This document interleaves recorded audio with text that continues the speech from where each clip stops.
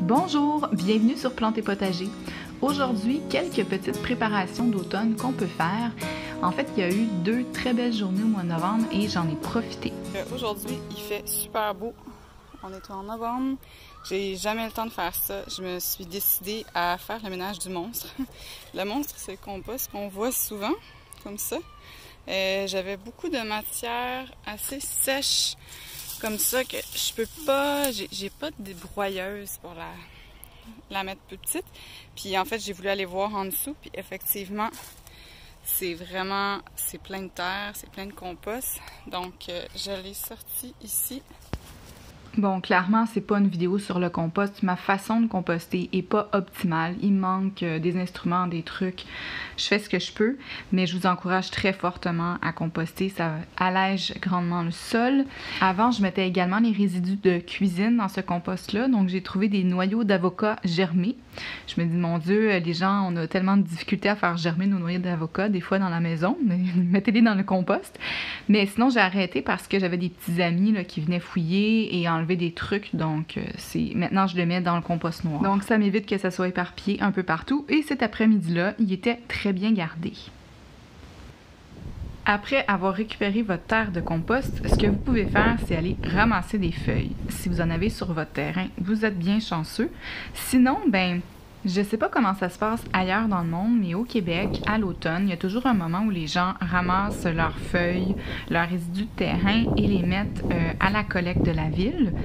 Et ben en fait, c'est très simple. Vous regardez dans votre quartier, c'est quel jour que les gens mettent leurs sacs à la collecte et ben vous jouez à aller chercher les sacs et les transporter. C'est un peu de travail, mais ça vaut vraiment la peine. Vous allez avoir un beau paillis pour l'année prochaine, sans compter la séance de cardio incluse.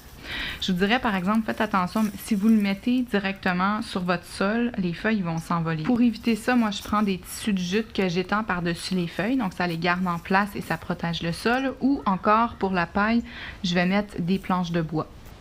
Troisième chose, c'est un bon moment pour ramasser des graines. Bon, j'avais toutes sortes de graines un peu bizarres à ramasser, donc j'en ai profité. C'est vraiment le bon moment pour faire ça parce que les graines sont à maturité. Puis, si vous voulez pas qu'elles s'étendent un peu partout dans votre potager, que vous voulez un peu contrôler la chose, ben c'est un bon moment pour le faire.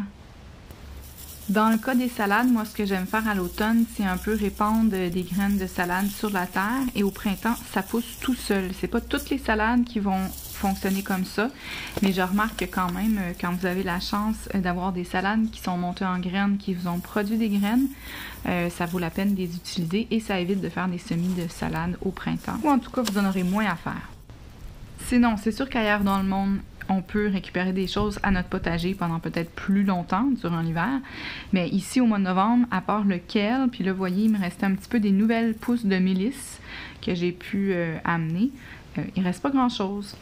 Comme j'ai beaucoup de vivaces à mon potager, j'aime bien aussi aller mettre des petits bâtons à côté des choses que j'ai plantées ou qui devraient ressortir au printemps prochain. Ça aide beaucoup d'avoir des repères au potager et pouvoir retrouver facilement ses plants la saison d'après. Et sinon, ben, il faut pas perdre son temps et il faut surveiller la météo parce qu'on ne sait jamais, au mois de novembre au Québec, on peut avoir de la neige le lendemain. Je prends le temps de vous remercier pour tous les beaux commentaires que je reçois, ça fait vraiment chaud au cœur. J'espère que vous avez eu autant de plaisir que moi au potager au mois de novembre cette année.